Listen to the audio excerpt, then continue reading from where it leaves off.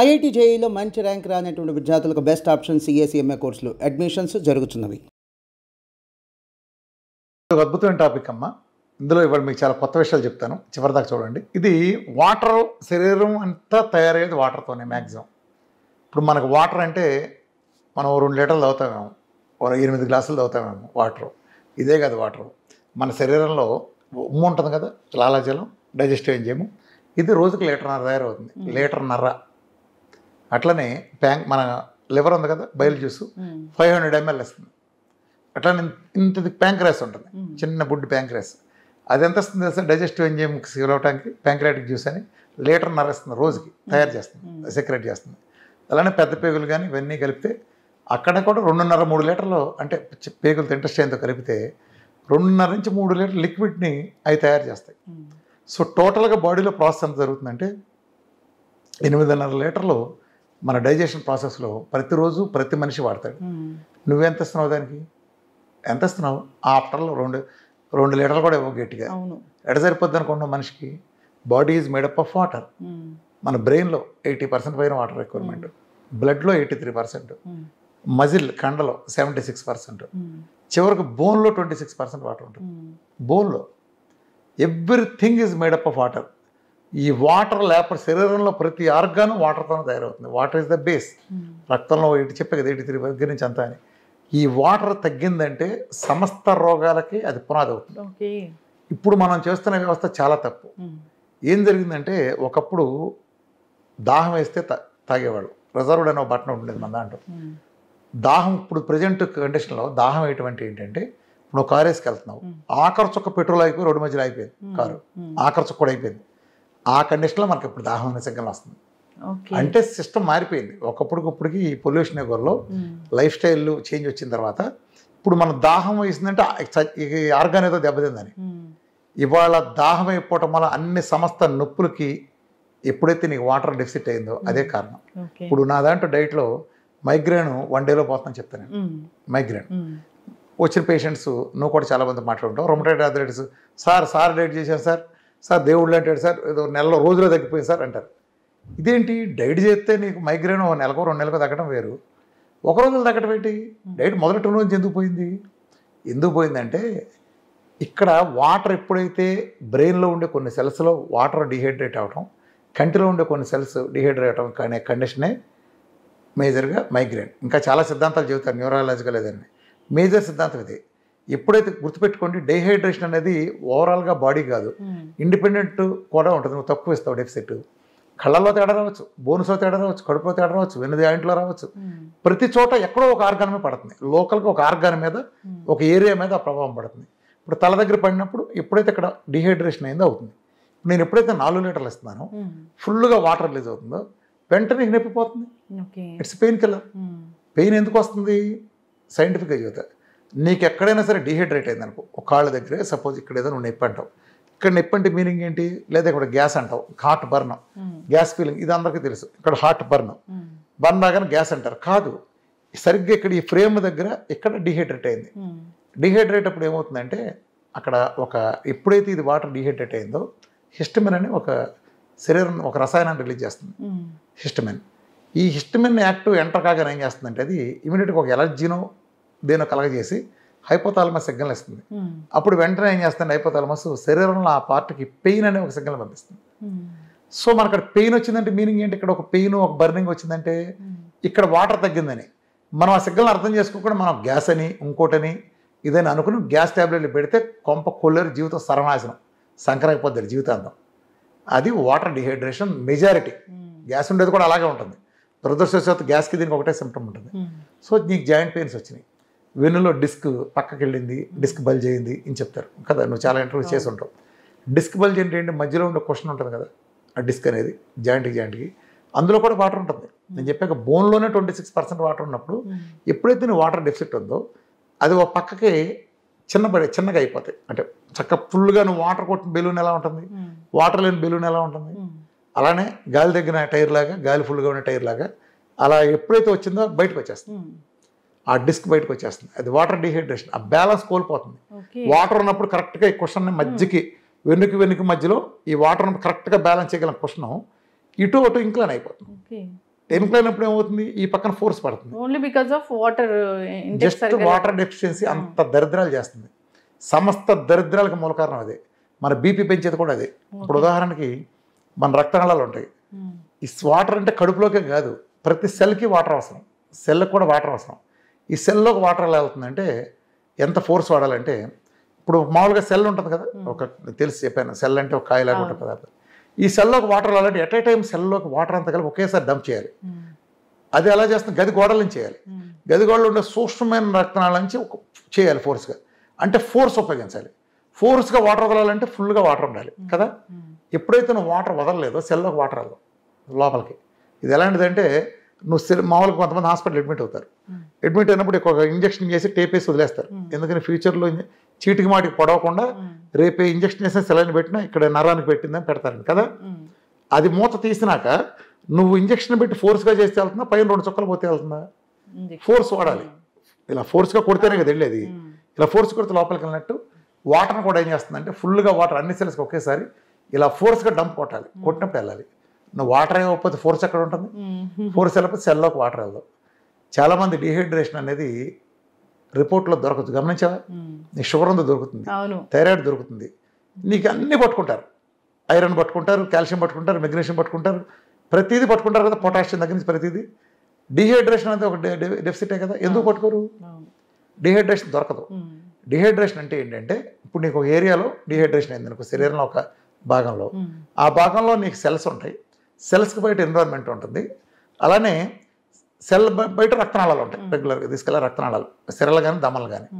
ఈ dehydration percentage ఎలా ఉంటాయంటే, ఒక ఏరియా తీసుకుంటే 66% సెల్ లోపల ఉంటాయి డిహైడ్రేషన్. సెల్ బయట ఉండే ఎన్విరాన్మెంట్లో 26% ఉంటుంది. సెల్కి బయట ఉండే రక్తనాళాలు కేవలం 80% ఉంటుంది. 92% అయ్యేపోతే సెల్ లోపల సెల్ బయట నీకు రక్తనాళాలు ఉండేది అంతే. రక్తనాళాలు ఏమవుతాయంటే, ఎప్పుడైతే వాటర్ తగ్గిందో రక్తనాళాలు సంకోచం చేస్తాయి కాబట్టి ఇలా మూసుకుంటాయి, కాబట్టి నీకు దొరకదు. అది అంటే యాజ్ ఇట్ ఈజ్గా ఫ్లో ఉంటుంది, మెయింటైన్ అవుతుంది. కాబట్టి ఎప్పుడైతే రక్తనాళాలు నీకు వాటర్ తగ్గి ఫ్లో తగ్గిందో, రక్తం ప్రెషర్ అంటే సంకోచించిందంటే నీ ప్రెషర్ పెరిగింది, అది బ్లడ్ ప్రెషర్. నాకు బీపీ వచ్చింది అంటారు కదా, బీపీ రావడానికి ప్రధాన కారణాలు వాటర్ తగ్గడం. ఎవరైతే సరిగ్గా వాటర్ తీసుకోరో వాళ్ళకి బీపీ. పెట్టుకోండి, ఇప్పుడు కిడ్నీ దీని నుంచి రక్తం ప్రసారమే గుండెకి వెళ్ళాలమ్మా పంపింగ్కి. నీకు వెళ్ళాలంటే 1 HP మోటార్ వేసే నేను, కింద భూగర్భ జలాలు ఫుల్గా ఉన్నాయి, నా దగ్గర నుంచి నీ దాకా 2 అడుగుల పాటు దూరం వచ్చేస్తుంది వాటర్ అంగుళం పైపు పెడితే. ఇప్పుడు ఎండాకాలం ఎండిపోయింది, అదే మోటార్ వేసాను, భూగర్భ జలాలు లేవు, తక్కువ డెఫిసిట్. ఇప్పుడు నేను మోటార్ వేస్తే నీళ్ళు ఎక్కడ దాకా పడతాయి కదా. నీ దగ్గర రావాలంటే ఏం చేయాలి, నేను వేలు మోస్తా పైపు, అంతే కదా, అంగుళం పైపు వేలు మోస్తా, మూస్తే ప్రెషర్కి ఆ ప్రెషర్కి నీ దగ్గర దాకా వస్తాయి. మరి గుండెకి అందాలంటే ఇక్కడ వాటర్ తగ్గినప్పుడు, రక్తం ఫ్లో తగ్గినప్పుడు ఏం జరుగుతుంది, రక్తనాళాలు మూసుకుంటాయి, అంటే ప్రెషర్ పెడతాయి, అదే నీ బ్లడ్ ప్రెషర్. ఎందుకు జరిగింది ఇదంతా కాబట్టి. ఎప్పుడైతే వాటర్ తగ్గిందో, హిస్టమైన్ ఎప్పుడైతే ఎంటర్ అయిందో, హిస్టమైన్ అనే కెమికల్ మన ఒంటికి ఎలర్జీలు వేస్తుంది, ఇమీడియట్గా ఎలర్జీ కలగజేస్తుంది. మనకు దురదలు, ఇప్పుడు సడన్గా ముక్కు దగ్గర ఎలర్జీలు వచ్చి బాగా తుమ్మేస్తాం, నీళ్ళు గారి కారిపోతూ ఉంటుంది, దగ్గు వస్తుంది, ఇక్కడ వాపు వస్తుంది. ఇదంతా ఏంటి, దీనికి కారణం హిస్టమైన్ అనే కెమికల్ మన శరీరం ర్యాష్కి కానీ ఇలాంటివి కానీ, దగ్గులు, ఈ పొడి దగ్గులు అన్నిటికీ కారణం. ఇది రిలీజ్ చేస్తుంది. అది చేయగానే మనం ఏం చేస్తామంటే వెంటనే యాంటీ హిస్టమిన్ డ్రగ్స్ ఇస్తాం. మనకి ఇచ్చిన మేజర్ డ్రగ్స్, ముఖ్యంగా చాలా రకాల డ్రగ్స్, మేజర్ డ్రగ్స్ వాళ్ళు 90% డ్రగ్స్ అని యాంటీ హిస్టమిన్. ఎప్పుడైతే హిస్టమిన్ వేసి హిస్టమిన్ తొక్కేస్తారు, హిస్టమిన్ తొక్కేస్తే అలర్జీ తగ్గుతుంది, నిజమే. కానీ ఇక్కడే దరిద్రం ఏంటంటే, చెప్తా, హిస్టమిన్ అనేది అదొక్క పనే చేయదు, మన శరీరంలో నిద్రను డిసైడ్ చేసే ప్యాటర్న్ డిసైడ్ చేసేది అదే. అర్థమైందా? రెండోది ఎమర్జెన్సీ డ్రాట్ మేనేజ్మెంట్ ప్రోగ్రామ్ తీసుకుంటుంది, అది హెడ్. అదే హెడ్. మన శరీరం మొత్తం మన డ్రాట్ మేనేజ్మెంట్ వస్తే అది హెడ్. ఎప్పుడైతే నీకు తగ్గిందో, ఇది నువ్వు హిస్టమిన్ తొక్కేసావో, నిద్ర ప్యాటర్న్ దెబ్బతింటుంది. నీకు సర్కాడిక్ క్లాక్ ఇదంతా, ఇప్పుడు నువ్వు టైంకి ఆ టైంకి ఎలా నిద్రపోతావు, ఇదంతా ఎందుకు జరుగుతుంది? అందుకే గమనించావా, దగ్గు కానీ కొన్ని ఇతర మందులు వేసినప్పుడు బండి తోలద్దని చెప్తాను నేను. ఎందుకని వాడు బైక్ తోలుతాడు, ఇలా నిద్రపోతాడు. అంటే ఎందుకు వస్తుంది, మొత్తేస్తుంది. ఎందుకు మొత్తొస్తుంది? నిద్ర ఆర్డుగా ఎందుకు వచ్చేసింది నీకు? హిస్టమిన్ అనేది దాన్ని నువ్వు బ్లాక్ చేసేసావు, నిద్ర మీద కంట్రోల్ పోయింది. సో నువ్వు రాత్రిపూట ఎప్పుడో రావాల్సింది, నీకు అదుపు లేదు కాబట్టి పగలైనా వచ్చేస్తుంది. నీకు రాత్రిపూట నిద్ర పట్టదు, పగల వస్తుంది, నీ ఇష్టం ఇక దరిద్రంగా తయారవుతుంది. సో చాలా డ్రగ్స్ వాడే వాళ్ళకి నిద్ర పట్టదని చెబుతూ ఉంటారు, చూసావు నువ్వు. దానికి కారణం వాళ్ళు హిస్టమిన్ తొక్కేయడం. సో హిస్టమిన్ ఎప్పుడు కామ్గా దాని పని చేసుకుంటుంది అంటే, నువ్వు పూర్తిగా నీళ్లు ఇచ్చినప్పుడు దాని పని చేసుకుంటుంది. ఈవెన్ రొమటైడ్ ఆర్థరైటిస్లో కాళ్ళు చేతులు వాపులు వస్తాయి. కారణం ఏంటి? అక్కడ వాటర్లో డిహైడ్రేట్ అయ్యావు. నువ్వు ఎప్పుడైతే డిహైడ్రేట్ అయ్యావో సమస్త దరిద్రాలు ఎంటర్ అవుతాయి. అలానే వాటర్ ఇచ్చేటప్పుడు ఏ వాటర్ తాగాలి, ఇది పెద్ద క్వశ్చన్. వాటర్లో మనం ఇప్పుడు ఆర్ఓ వాటర్ అంటాం, బోర్ వాటర్లో భారతదేశం అక్కడ తాగడానికి పనికిరావు. రివర్స్ ఆస్మోసిస్, అందులో ఉండదు, మినరల్ బీకేస్తారు, మడ్డి మశాన్ని బీకేస్తారు, అసలు ఏ ప్రాపర్టీ లేని ఒక చెత్త మినరల్ లేని వాటర్. సో నేనేం సజెస్ట్ చేస్తానంటే మినరల్స్ కలిపిన వాటర్ తీసుకోవాలంట. బయట బోర్ వాటర్ తాగితే మంచిది లేదు. నదుల వాటర్ మొత్తం పొల్యూషన్, ఇవాళ మొత్తం భూగర్భ జలాన్ని పురుగు మందులతో పొల్యూట్ అయిపోయినాయి. అలాంటి పరిస్థితుల్లో దీంట్లోనే ఆర్ఓ వాటర్లోనే ఆల్కలైన్ మినరల్ డ్రాప్స్ అని అవైలబుల్గా ఉంటాయి. మీరు గూగుల్ చూసినా చాలా చోట్ల అవైలబుల్గా ఉంటాయి. ఆల్కలైన్ మినరల్ డ్రాప్స్ అంటే అదే కంపెనీ బ్రాండ్ కాదు, అది ఆల్కలైన్ మినరల్ డ్రాప్స్.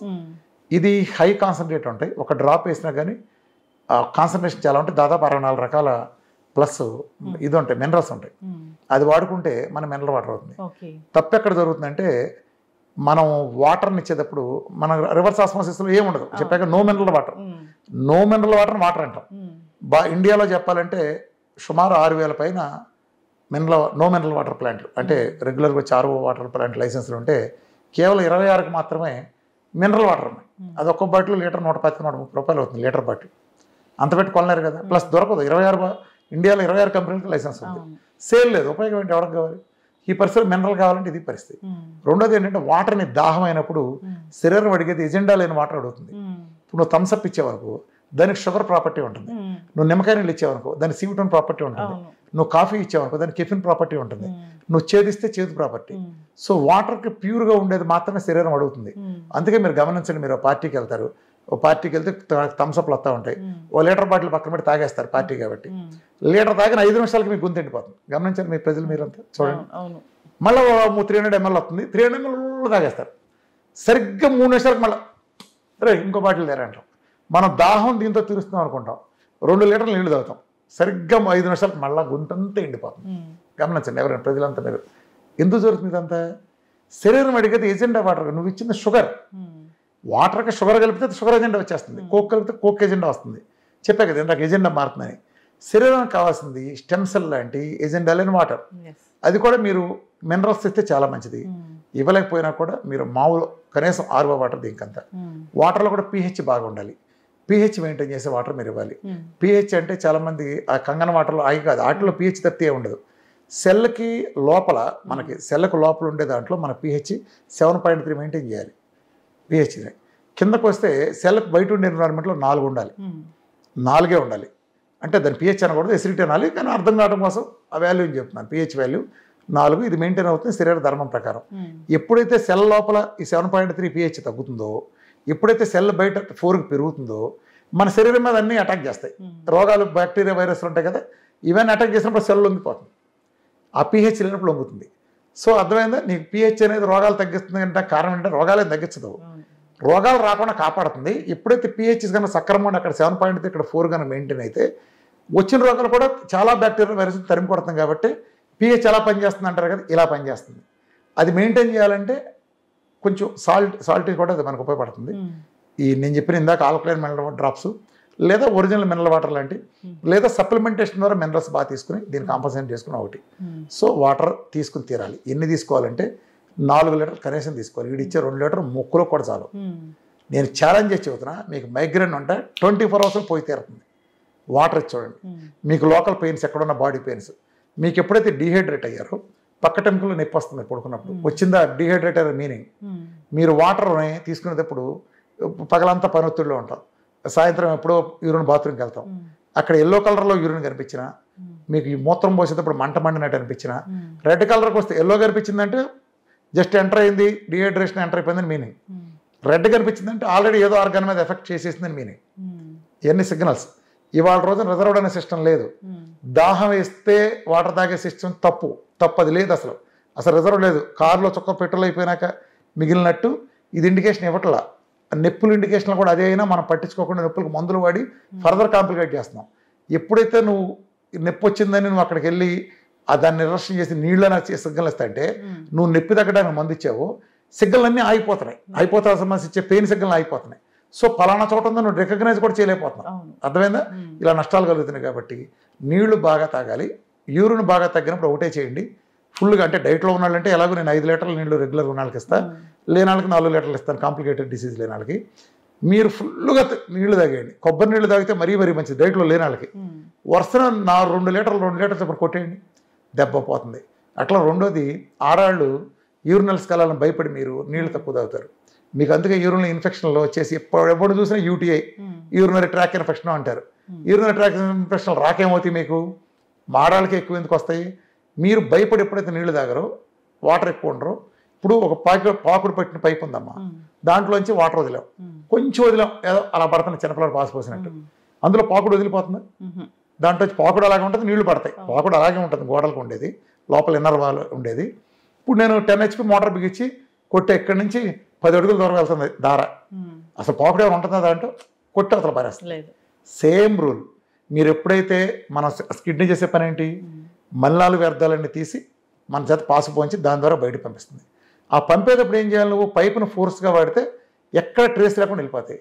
నువ్వు నీళ్ళ కక్కుర్తిపడి, నువ్వు బాత్రూమ్కి వెళ్ళడానికి భయపడి తక్కువ ఉంటే నువ్వు అసలు ఫోర్స్గా పాస్ పోయివుగా. నువ్వు ఫోర్స్గా పాస్ పోయినప్పుడు అలా నీరే పోద్ది, ఒట్టి నీరు పోద్ది, అది ఈడ్చుకెళ్ళదు దాన్ని. సో ఆ పైపు మొత్తం మీకు ఆ మలినాలన్నీ ఏదైతే వ్యర్థం మనం విసర్జించి బయట తోలని కిడ్నీ సెట్ చేసిందో అవన్నీ అక్కడే ఉంటున్నాయి. సో మీకు ఆటోమేటిక్ ఇన్ఫెక్షన్స్ వచ్చేసి అక్కడ ఇన్ఫర్మేషన్ వచ్చేస్తుంది, వాపు వస్తుంది.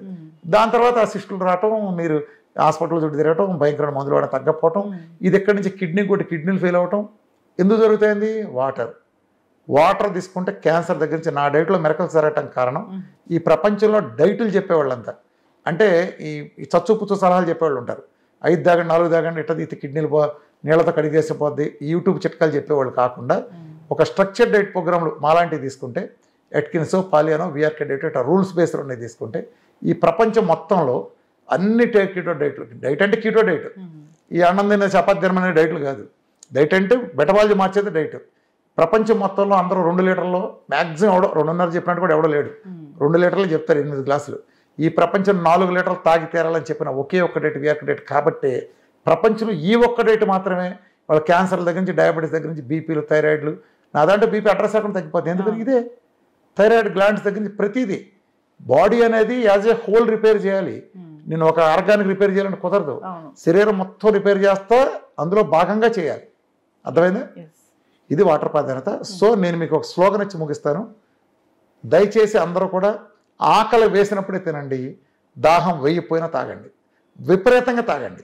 తాగటం అంటే మళ్ళీ కుడి తాగినట్టు పొద్దున్న లేచి కక్కుర్తిపడి మనకు నీళ్లు దొరకవు 2 లీటర్ల నీళ్ళు తాగటం, 4 లీటర్లు తాగటం 2 పద్ధతులు ఉన్నాయి. ఎందుకంత కక్కుర్తి?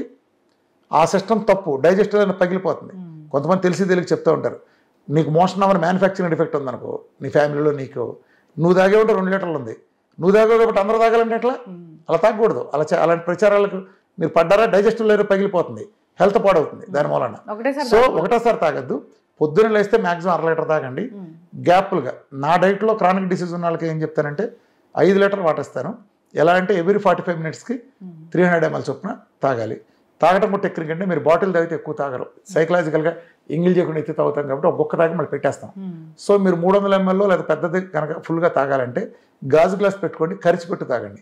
కరిచిపెడితే సైకలాజికల్గా మనం గడగడ తాగినప్పుడు అది వేరే వాడు ఎంగిల్ వదలకూడదు కాబట్టి గ్లాసులో అది మొత్తం తాగేస్తాం. ఇది సైకలాజికల్ ఫీలింగ్. కుండలో నీళ్ళు లాంటిది అయితే మంచిది, కూలింగ్ తాగినా ఓకే, దాన్ని బట్టి చూసుకోండి. నీళ్లు మాత్రం అరిసి పెట్టినా ఎక్కడికైనా తాగండి, వాష్రూమ్కి వెళ్ళండి, చాలా ఫోర్స్గా పాసిపోయింది. మీకు అసలు కిడ్నీలన్నీ బ్రహ్మాండంగా ఉంటాయి. కిడ్నీకి నీరు బాగా ఉన్నప్పుడు కిడ్నీలో ఏ ప్రాబ్లం రాదు. కిడ్నీలు పోయిన వాళ్ళు కూడా నీళ్లు బాగా తాగాలి, యూరిన్ బాగా వెళ్ళాలి.